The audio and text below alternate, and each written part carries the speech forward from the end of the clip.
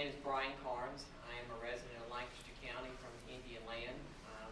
Have lived there 51 years.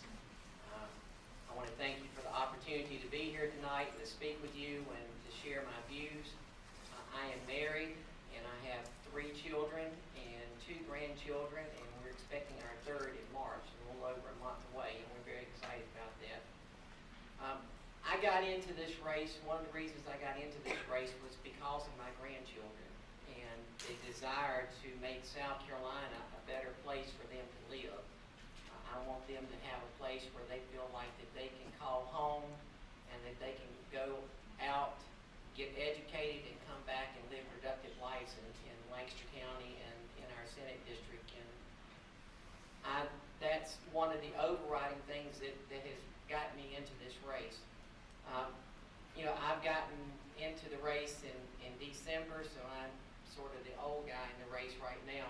And, I've talked consistently since I've gotten in the race about job creation, about restructuring the government, including giving more power to the executive branch.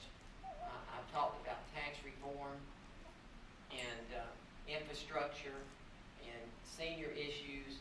And that's what I'm going to continue to talk about and focus as we go through this campaign, because I think those are the things that are important for South Carolina.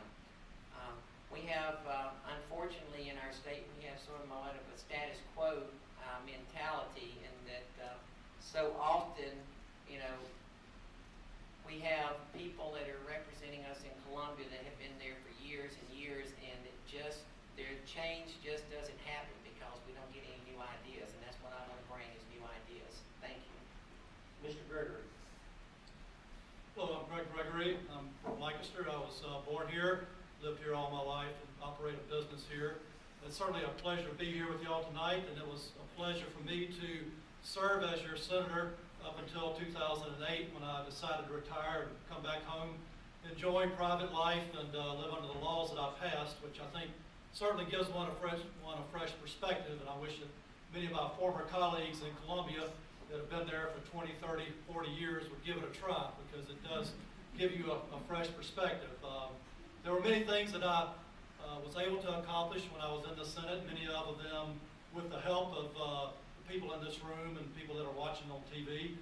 This building that we're in is one of the things that I was able to help bring to Lancaster, along with Charlie Bundy and many others. But that's not what's important.